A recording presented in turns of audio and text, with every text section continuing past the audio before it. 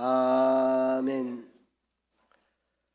보통 청소년 시기는 우상을 숭배하는 시기라 이렇게 말합니다. 여기서 말하는 우상은 우리가 생각하는 그런 우상 말고 또 영웅을 숭배하는 그런 시기가 청소년 시기입니다. 옛날에는 청소년 시기 때에 위인전기에 나오는 그 위인들을 숭배를 했고, 요즘은 위인전 아이들이 잘 안 보죠. 요새는 연예인들을 주로 많이 숭배를 하고 그렇게 합니다. 여러분들은 청소년 시기에 어떤 영웅을 따르고 열광을 했습니까?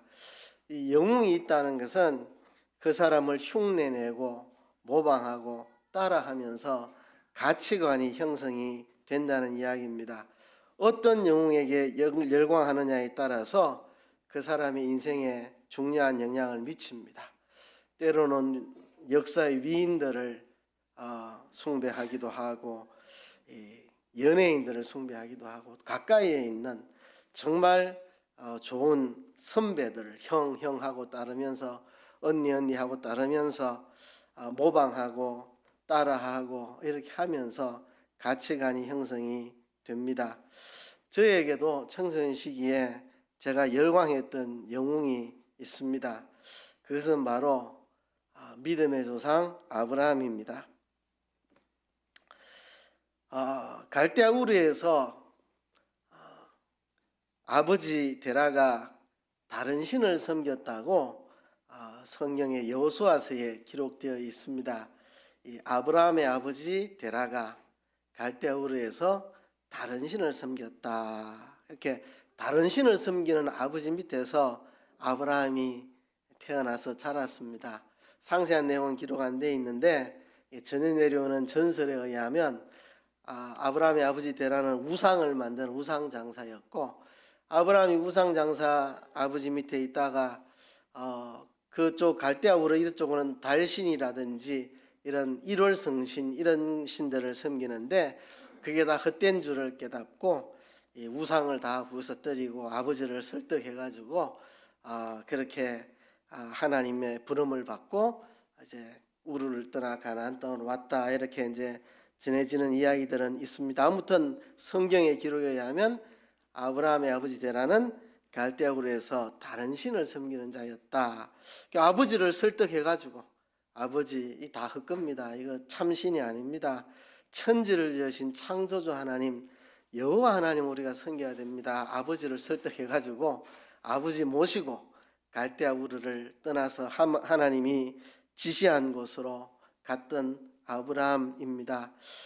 왜 그 아브라함이 저한테는 믿음의 영웅이었느냐 하면, 저도 불신 가정에서 제가 제일 먼저 예수님을 구주로 믿고 신앙생활을 시작해가지고 이제 믿음의 가문을 세워나가야 되는 이런 사명이 있는 사람으로서 저한테는 아브라함과 이 동일시 되는 게 많더라고요. 아브라함도 다른 신 섬기는 아버지 밑에서 그게 다 헛된 줄 알고 창조주 하나님을 만나고 아버지 설득해서 이렇게 신앙의 길을 떠나고, 그래서 믿음의 가문을 개척하고 열어가지고 아브라함은 믿음의 조상이 됐듯이, 나도 불신 가정에서 예수 혼자 믿었으니까 이제 나도 이제 이 신앙의 길을 개척을 하고, 그죠? 이 신앙의 가문을 만들어 가야 되는 사람으로서 저한테는 아브라함이 이 믿음의 영웅이었습니다. 그래서 학생 때 아브라함을 연구하고 배우고 모방하고 나도 그렇게 살고 싶고 흉내내고 본받으면서 그렇게 자랐습니다. 아브라함은 저뿐만 아니라 모든 믿는 자의 조상이 되었다고 성경은 기록하고 있습니다. 어떻게 신앙의 걸음을 출발해가지고 믿음의 가문을 세워나가는지 모든 믿는 자의 조상이 되었습니다. 아브라함은 우리 모두가 존경하고 흠모하고 모방하고 따라가야 될 믿음의 영웅입니다. 그래서 오늘 저는 아브라함의 믿음에 대해서, 아브라함의 신앙에 대해서 여러분들하고 말씀을 나누려고 하는데요. 창세기에 나오는 내용을 가지고 설교를 할 텐데 아브라함에 대한 기록이 굉장히 많아가지고 그걸 다 읽을 수 없어서 아브라함의 믿음을 요약한 히브리서의 한 대목을 대신 읽었습니다. 오늘 설교하기는 창세기에 나오는 전반적인 아브라함의 생애를 놓고 설교를 할 것입니다. 아브라함에 대해서 뭐 할 말이 얼마나 많겠습니까마는 간단하게 아브라함의 신앙과 생애를 저는 세 마디로 요약을 합니다. 첫 번째는 아브라함은 믿음의 사람이었습니다. 아브라함은 믿음의 조상이니까요. 믿음의 사람. 몇 가지만 이야기하면 갈대아 우르를 떠나 가나안 땅으로 왔던 이게 믿음이죠. 히브리서 11장 8절 오늘 읽은 본문에 그렇게 말합니다.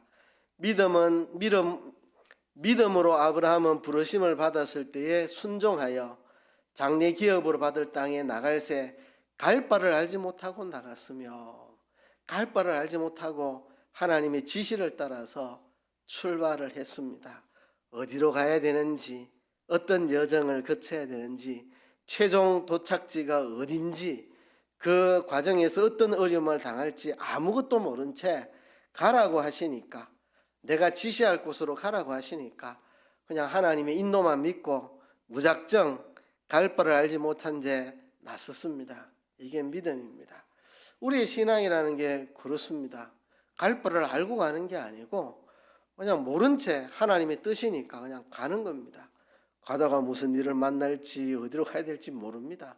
하나님이 가라 하시면 가는 게 우리의 신앙의 길입니다. 이게 믿음이죠. 여호수아에게 이스라엘 백성들을 이끌고 여리고성을 하루에 한 바퀴 돌고 일곱째 날은 7바퀴를 돌고 총 13바퀴를 돌라고 할 때 왜 돌아야 하는지, 돌면 어떤 일이 나는지 모릅니다. 그냥 하라니까 하는 거죠. 한 바퀴 돌고 와라. 매일 돌고 오는 겁니다. 한 바퀴 돌았다고 달라지는 거 하나도 없는데 매일 한 바퀴 돌라니까 그냥 도는 겁니다. 마지막 날은 왜 또 7바퀴를 돌라고 하는지 모른 채 그냥 도는 겁니다. 다 돌고 나서 하나님 외치할 때 외치니까 여리고성이 무너지는 거고, 우리는 그냥 갈 바를 모른 채 순종해서 가는 겁니다. 나만 장군에게 요단강에 7번 목욕하라고 할 때 왜 하필 요단강에 목욕을 해야 되는지, 요단강물이 그래 좋은 물도 아닌데 왜 또 하필 7번을 해야 되는지 모릅니다. 그냥 시키면 시킨 대로 하니까 문둥병이 나았죠. 우리는 갈 바를 알지 못하고 가는 겁니다. 이 신앙이라고 하는 건 원래 그런 겁니다. 다 안전장치 다 해놓고 그렇게 가는 게 신앙이 아닙니다. 무슨 일을 만날지, 어떤 일이 생길지, 어떤 어려움을 올지 그건 모릅니다. 그냥 하나님이 가라고 하면 그냥 그 길로 매일 가는 겁니다. 가는 거예요. 그죠? 갈 바를 알지 못하고 떠나는 그 믿음, 이게 아브라함의 믿음입니다. 아브라함이 가나안 땅에 갔다가 흉년을 만나가지고 한 번은 애굽으로 내려갔다가 거기서 된통 어려움을 당하고 다시 올라왔습니다. 이후부터는 애굽에 내려가지 않았습니다. 이후에도 흉년이 또 들었는데 이제는 애굽으로 안 내려가고 그랄 땅에 갔습니다. 그래서 어떤 흉년이 들고 어려움이 있어도 가나안 땅을 떠나지 않고 하나님이 있으라고 하신 그 자리에 그대로 머물렀지 애굽으로 다시 내려가지 않은 이런 것들, 이게 다 믿음이죠. 그렇죠? 눈에 보이는 조건보다도 하나님의 축복을 선택해서 걸어갔던 이게 아브라함의 믿음입니다. 아브라함은 100세가 된 노인이지만 하나님이 아들을 주시리라는 약속을 믿었습니다. 로마서 4장에 보면 아브라함이 바랄 수 없는 중에 바라고 믿었으니 이는 내 후손이 이 같으리라 하신 말씀대로 많은 민족의 조상이 되게 하려 하심을 인함이라. 100세가 된 노인이 자식을 낳는다. 그 부인 사라도 90세가 됐는데 자식을 낳는다. 이게 참 있을 수 없는 일인데 바랄 수 없는 상황 속에서도 하나님이 자식을 주시겠다고 약속하셨으니까 바랄 수 없는 중에도 바라고 믿었습니다. 이것을 하나님이 기뻐하셨습니다. 나이가 100세나 되고 몸이 죽은 것 같은 그런 상황 속에도, 사라의 태에 죽은 것 같은 그런 상황에서도 아브라함의 믿음이 약해지지 아니하였다. 로마서 4장에 그렇게 기록하고 있습니다. 믿음이 없어 하나님의 약속을 의심치 않고 믿음에 견고하여져서 하나님께 영광을 돌리며 약속하신 것을 또한 능히 이루실 줄을 확신하였으니, 아브라함은 아무리 나이가 많아 늙어도 하나님이 아들을 주신다 약속하셨으니 그대로 이루어지리라, 그런 믿음이 약해지지 않고 그대로 믿었다는 것입니다. 요즘 사람들 성경을 우습게 생각합니다. 다 세상 지식을 앞세우고 다 계산하고 여론 살피고 자기 연구해가지고 이렇게 해야 된다 저렇게 해야 된다 그래 판단하지, 성경이 이렇게 말했으니까 이대로 반드시 될 거다, 그런 믿음을 찾기가 어려울 만큼 드뭅니다. 아브라함의 믿음, 그렇죠? 바랄 수 없는 중에도 바라고 믿었습니다. 하나님이 그렇게 된다 약속했으니까 그냥 믿고 가는 겁니다. 믿고 가는 거. 그렇죠? 저도 예배 시간 때 한 번씩 이야기했습니다만은 담임 목사님이 제 학생 때 설교 중에 내가 진실하게 살면 하나님 진실한 사람 만나게 해주고, 내가 깨끗하게 살면 깨끗한 사람 만나게 해준다 설교하실 때 저는 그대로 100% 믿었습니다. 내가 진실하게 살면 하나님 진실한 사람 만나게 해주고 깨끗하게 살면 깨끗한 사람 만나게 해준다는 담임 목사님의 설교 그대로 믿었습니다. 성경은 아니지만 담임 목사님의 말씀이지만 100% 그대로 저는 믿었고, 또 그게 뭐 그렇게 생긴 구절은 없지만 성경의 전체 가르침이 그런 가르침이기도 하고요. 그래서 저는 뭐 학생 때 신앙생활에만 열심히 하고 학업에 충실하고 집안일 돕는 데 열심히 하고 연애는 안 하겠습니다. 하나님 때 되면 딱 만나게 해줄 줄 믿습니다. 그랬더니 저는 그렇게 만났어요. 그냥 아주 저는 순적하게 그냥 결혼을 하게 됐는데, 소설 같은 이야기인데요. 그러니까 바랄 수 없는 중에도 하나님의 약속을 믿고 순종하는 것, 이게 아브라함의 믿음입니다. 100세가 되는 노인이라도 아들을 낳게 해준다 했으니까 나는 그대로 믿는다, 이게 아브라함의 믿음입니다. 하나님께서 100세에 아브라함이 이삭을 낳게 해주셨는데 아브라함이 얼마나 좋았겠습니까? 우리 교회에도 지금 아이들이 몇 명 있는데 예배 마치면 어른들이 서로 이뻐가지고 서로 만지려고 막 하고 이러는데, 아브라함이 100세에 아들을 낳았으니까 아브라함이 입이 귀에 걸리고 막 좋아 죽을 지경이 아니겠습니까? 그죠? 이 나이로 봐서는 손자 같은 아들을 낳아가지고 얼마나 좋아, 지금 아브라함이 죽을 것 같은데 내 아들 이삭을 번제로 드리라 이러는데 아브라함이 예 하고 순종해서 모리아산에 가서 이삭을 번제로 드리려고 합니다. 왜? 내가 이 아이를 하나님 명령대로 불살라 드리더라도 제 가운데서도 하나님은 다시 살려내실 줄로 믿었기 때문에 아브라함이 순종했다. 안 그러면 어떻게 자식을 불살라 가지고 그 하나님께 바쳐요? 100세에 낳은 그 상속자 아들을, 말도 안 되죠. 그러나 하나님이 분명히 내 후사가 하나님의 축복의 통로가 되리라고 약속을 하셨기 때문에, 씨에 대한 약속을 해주셨기 때문에 약속하신 하나님이 불태우라고 하면 불태우면 그것도 살려내겠지 뭐 하고 그냥 불태워 번제로 드리려 하는데, 하나님이 아브라함아 말리면서 이제야 네가 나를 경외하는 줄을 내가 알았다 하면서 더 이상 아들을 번제로 드리지 못하게 막으셨죠. 아브라함은 하나님이 약속했으니까, 내 씨에 대한 약속을 했으니까 번제로 드려도 제 가운데서도 살려낸다고 진짜 믿어버리는, 그걸 보고야 아브라함이 야 네가 나를 경외하는 줄 내가 알겠다. 아브라함은 더 나은 본향을 사모하는 믿음을 가졌습니다. 이 땅에서는 나그네로 살았습니다.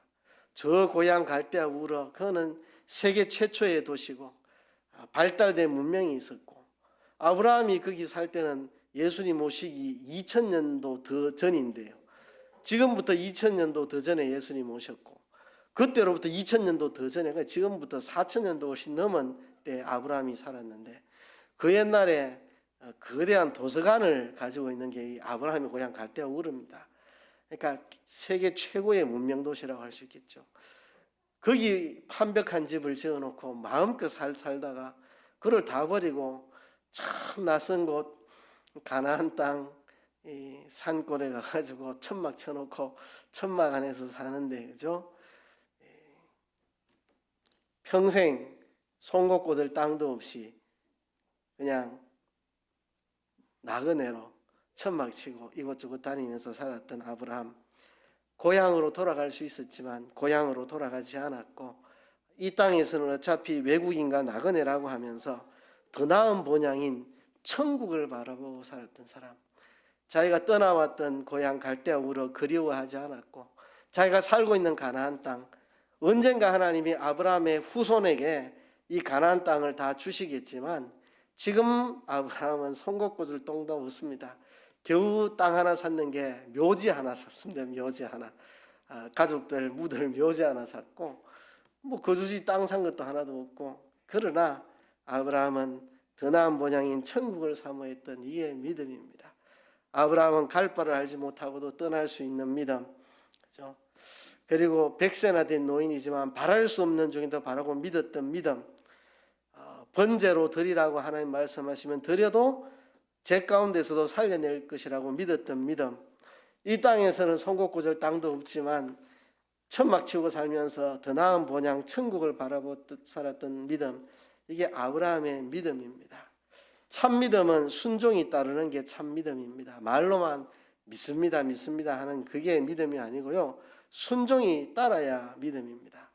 야고보서 2장에 보면 아브라함이 그 아들 이삭을 제단에 드릴 때에 행함으로 의롭다 하심을 받은 것이 아니냐 그랬습니다. 믿음은 알고 인정하고 실행하는 것이 믿음입니다. 아는 거에 그치면 그건 믿음 아닙니다. 예배 때 지식을 배워가지고 나는 많이 안다, 그거는 아는 거지 믿음이 아닙니다. 그 아는 대로 인정을 하고 실천까지 할 때, 실행할 때 그게 믿음입니다. 아브라함은 떠나라 하니까 갈 바를 모르고 떠났고, 떠날 때 그게 믿음입니다. 그렇죠? 그리고 가나안에 머물러라 하니까 이제부터는 애굽에 안 내려가고 머물렀고, 그렇죠? 조카랑 분쟁이 생겼을 때 양보하라니까 양보해버리고, 그렇죠? 100세까지 계속해서 믿음으로 자식 낳는 것을 기다렸고, 또 그 자식을 번져 드리라 하니까 드리려고 했고, 이게 행할 때 그게 행함이 있는 게 참 믿음입니다. 믿음. 그렇죠? 우리는 행함이 있는 믿음. 물론 이 믿음은 연단이 있고 연단 속에 인내해야 이런 믿음이 갖추어집니다. 야고보 사도가 우리 믿음의 시련이 인내를 만들어내고 인내를 온전히 이루면 온전한 사람이 된다고 말했습니다. 우리가 시련 속에서 이 믿음이 연단되어서 온전한 믿음으로 자라가야 합니다. 이것을 하나님이 아브라함에게 의로 여기셨다. 창세기에도 그래 말했고 로마서 4장에도 그래 말했고, 아브라함이 하나님을 믿으니 그것을 의로 여기셨다 그래 말했습니다. 하나님이 믿음의 사람을 기뻐하시고 좋아하십니다. 우리가 아브라함의 신앙 첫째는 믿음의 사람입니다. 우리가 이 믿음을 본받아야 됩니다. 그러니까 이 기독교는 세상 도덕 윤리하고는 좀 다릅니다. 기독교인도 윤리적으로 바르게 살죠. 그러나 세상 도덕군자하고는 다릅니다. 세상 도덕군자는 뭐 사람 법 없이도 살고 뭐 착하고 뭐 인자하면 그게 이제 좋은 사람인데, 기독교는 단순히 그런 윤리 철학하고는 다릅니다. 기독교는 믿음의 도입니다. 믿음. 하나님 살아계심을 믿고 하나님 말씀대로 반드시 있는 걸 믿고 하나님 말씀대로 순종하여 믿음으로 살아가는 것, 이게 단순하게 도덕 성인군자의 삶하고는 다른 세계의 이야기입니다. 믿음의 길을 걷는 것이 기독교입니다. 두 번째는요, 아브라함은 사람을 사랑했고 덕이 있고 대인관계가 원만한 사람이었습니다. 아브라함이 인인관계를 잘 맺었던 내용들이 창세기에 많이 나옵니다. 우선 조카와 분쟁이 생겼을 때에 아브라함이 뭘 의식했느냐 하면 주변 사람들을 의식했습니다. 창세기 23장 7절이 참 묘하게 기록되어 있습니다. 아브라함의 가축의 목자와 롯의 가축의 목자가 서로 다투고 또 가나안 사람과 브리스 사람도 그 땅에 거하였는지라. 참 굉장히 묘한 이야기입니다. 아브라함 자기의 가축의 목자들하고 조카인 롯의 가축의 목자와 서로 싸웠다는 이야기. 그 말에 이어서 가나안 사람과 브리스 사람도 그 땅에 있었다. 굉장히 묘한 말입니다. 하나님의 백성들 사이에 다툼이 생겼는데 거기에 이방인인 가나안 사람들, 이방인인 브리스 사람들이 거기 있었다. 하나님의 언약의 백성들끼리 싸움박질하는 것을 저 가나안의 그 타락한 이 잡족들이 다 보고 있었다는 거죠. 아브라함은 그걸 의식했습니다. 이래서는 안 된다. 우리는 하나님을 믿는 사람인데 저 가나안에서 우상 섬기고 잡신 섬기는 저 사람들 앞에 우리가 하나님을 섬기는 사람은 모범을 보여야 되는데 우리끼리 다툼이 있다는 게 말이 안 된다. 그래서 하나님의 명령을 따라서 나누어지기로 합니다. 근데 아브라함이 조카 롯에게 네가 우하면 나는 좌하고 네가 좌하면 내가 우하리라. 너와 나는 한 고륙인데 너나 나나 내 목자나 다투게 하지 말자. 다투지 말자. 우리가 다투는 것이 옳지 않다. 다투지 말자. 다투지 말고 우리가 나누어지자. 네가 우하면 좌하고 네가 좌하면 내가 우할게. 네가 선택해라. 아브라함이 이 주변에 가난한 사람들을 의식했습니다. 저 사람들 보고 있는데 우리가 이렇게 하나님의 백성이 싸워서는 되나? 안 되지. 다툼을 피하고 내가 손해를 보더라도 네가 먼저 선택하면 좋은 거 선택하면 내가 남은 거 남은 쪽으로 내가 갈게. 이렇게 그죠? 이 덕이 있고 사람을 사랑하고 그죠?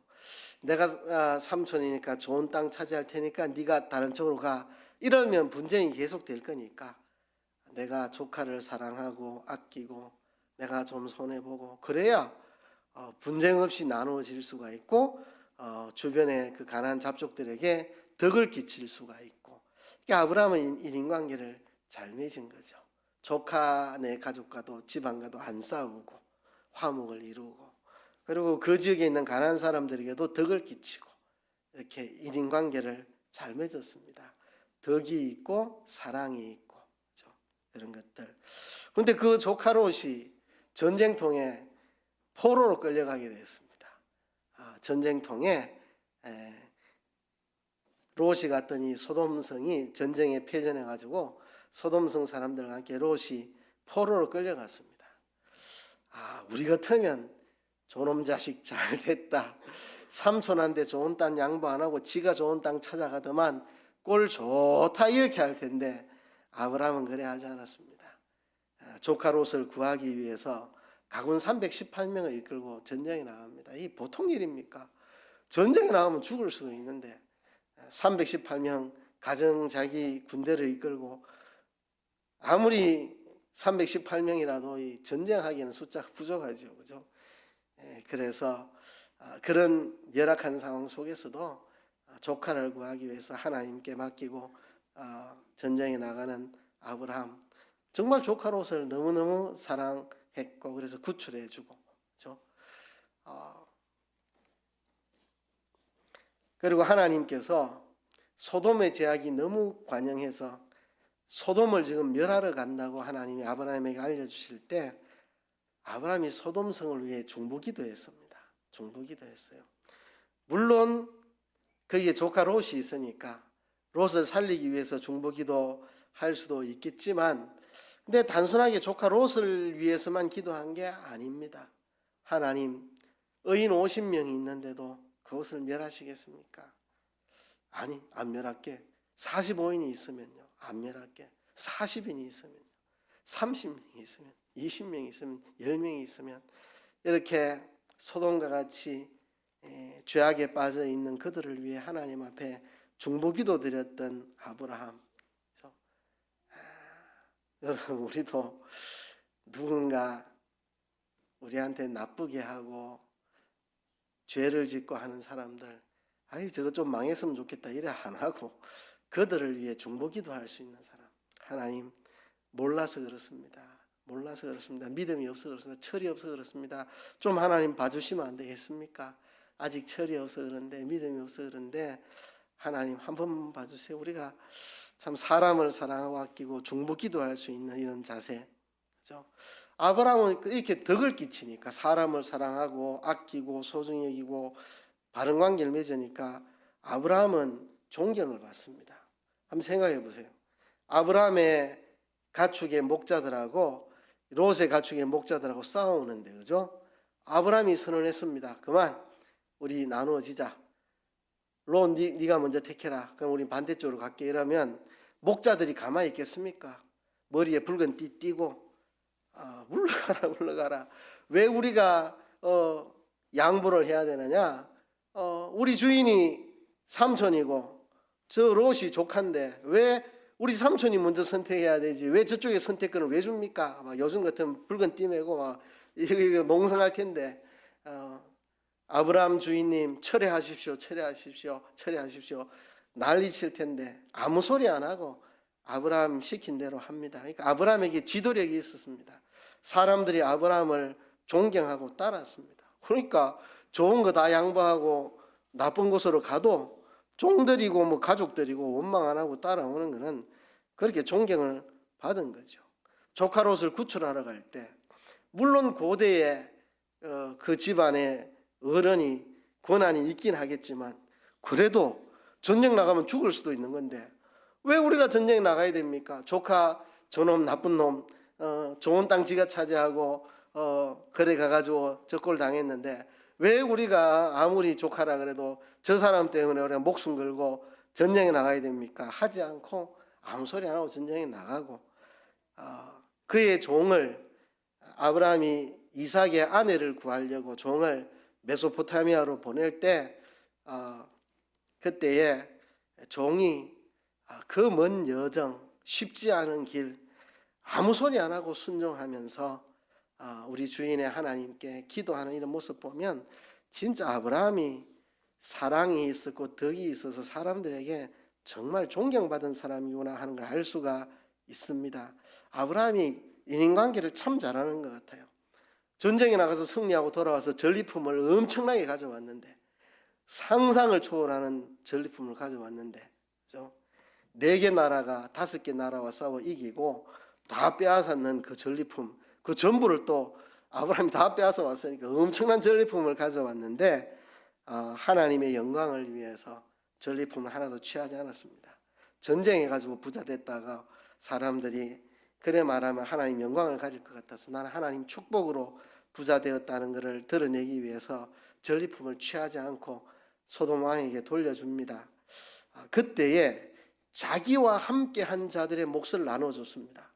그러니까 자기 몫은 안 받고 다 돌려줬고 자기와 전쟁에 함께 나갔던 사람들 그 사람 목숨 걸고 싸웠으니까 그 사람들의 몫은 주고 자기의 몫은 취하지 않고 다 준 겁니다. 그러니까 아브라함이 대인관계를 참 잘합니다. 전쟁에 목숨 걸고 나갔던 사람들의 몫은 다 챙겨주고 내가 받을 거를 안 받고 하나님 영광을 위해서 소돔 왕에게 다 돌려주고 그러니까 인간관계를 참 바르게 하는 사람입니다.